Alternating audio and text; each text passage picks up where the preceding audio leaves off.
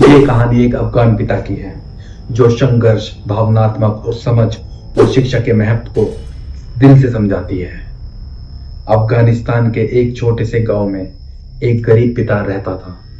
उनके पास ना बड़ी जमीन थी, ना दौलत थी और ना ही कुछ और।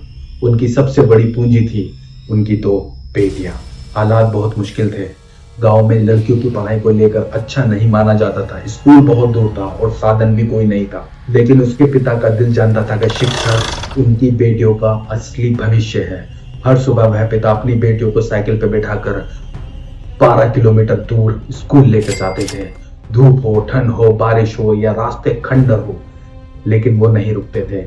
कई बार लोगों ने ताने मारे, लड़कियों को पढ़ाकर क्या करोगे, इतनी मेहनत बेकार है। लेकिन वो पिता चुप रहते थे क्योंकि उनको सिर्फ जवाब नहीं देना था, एक मिसाइल कायम करनी थी। एक दिन किसी ने उनसे पूछा, इतनी तकलीफ क्यों उठाते हो? पिता की आंखों में आंसू आ गए। उन्होंने कहा, मैं नहीं चाहता कि मेरी बेटियां अपनी किस्मत के फैसले किसी और के हाथ में दें। मैं चाहता हूं कि वो पढ़ें, समझें, सोचें और खुद तय करें कि उन्हें क्या बनना है। यही थी उनकी इमोशनल इंटेलिजेंस।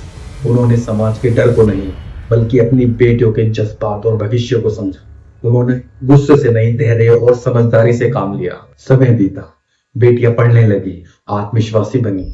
आज वे सिर्फ अपने परिवार के लिए नहीं, बल्कि पूरे समाज के लिए एक रोशनी है। उस पिता की साइकिल सिर्फ 12 किलोमीटर नहीं चली, वह अंधेरे से उजाले की तरफ चली। ये कहानी हमें क्या सिखाती है? शिक्षा सबसे बड़ा हथियार है, खासकर बेटियों के लिए। एक इंसान का संघर्ष आने वाली पीढ़ियों की जिंदगी बदल सकता है। अगर एक गरीब अफगान पिता 12 किलोमीटर रोज चल सकता है, तो हम अपने बच्चों की पढ़ाई के लिए थोड़ा समय, थोड़ी मेहनत या थोड़ा भरोसा क्यों नहीं कर सकते? यही है असली सबक। और जितना भी ज्यादा से ज्यादा पैसा अगर हमारे बच्चों की